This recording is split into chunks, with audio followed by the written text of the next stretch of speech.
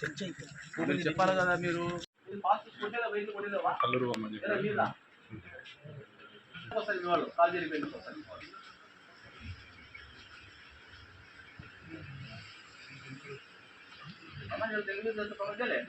పోతున్నాను హైవేలోనా తెలియదు తెలియదు మీకు చెప్పాలి మీకు జ్ఞానం ఉండాలి కొంచెం మీకు చేద్దండి తర్వాత టీచర్స్ నడపదండి బండి మీరు లెఫ్ట్ సైడ్ పోతున్నాడు మీరు చెప్తూనే ఉంటాం కదా చనిపోతున్నాం మీ ఫ్యామిలీ నష్టం కదా చెప్పండి మీ ఫ్యామిలీ నష్టం కదా భార్య ఉంటే భార్య పిల్లలు నష్టము తల్లిదండ్రులు ముసలి ఉంటారు వాళ్ళకి నష్టము అవునా కదా తెలుసుకోవాలి కదా మీరు దాని గురించి చెప్పాలా మీకు చెప్పండి ఏ బాబు నువ్వు కూడా మెసేజ్ చెప్పాలి మీకు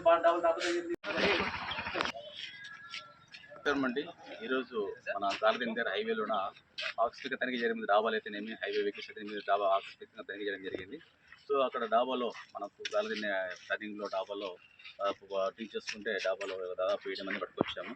అదేవిధంగా ఒక వెహికల్ ఇది వచ్చేసి ప్రైవేట్ ట్రావెల్స్ ఇది.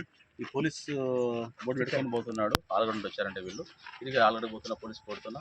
అదేవిధంగా 2 మోటార్ సైకిళ్ళు అదేవిధంగా ఒక బుల్లెరో రాంగ్ రూట్లో వస్తున్నారు వీళ్ళు. ఈ హైవేలో రాంగ్ రూట్ వచ్చి చాలా ప్రమాదకరం అని చెప్పి అందరికీ తెలిసే విషయం అది. అయినప్పటికీ వీళ్ళు అజాగ్రత్తగా పోవడము, రాంగ్ రూట్లో పోవడము, అజాగ్రత్తగా పోవడము, యాక్సిడెంట్ ప్రమాదాలు గురి కావడము, చనిపోవడము, కాలు చేతులు విరిగిపోవడం జరుగుతుంది. సో మేము చాలాసార్లు చెప్తూనే ఉంటాం ప్రజలకు, మీకు సపరేట్ 2 లైన్ ఉంది, ఇది 2 వీలర్ లైన్ ఉంది, దాంట్లో వెళ్ళిపోమని చెప్తున్నాము. రాంగ్ రూట్ పోదని చెప్తున్నాము. ఓపెనింగ్ అయితేనేమి చేయకూడదు. డాబాలు ఎక్కడ కూడా బయట ప్రదేశాలు ఎక్కడ కూడా ఓపెనింగ్ చేయకూడదు, బయట ప్రదేశాల్లో పొగ తాగకూడదు అని చెప్పి మాకు చట్టాలు ఉన్నాయి.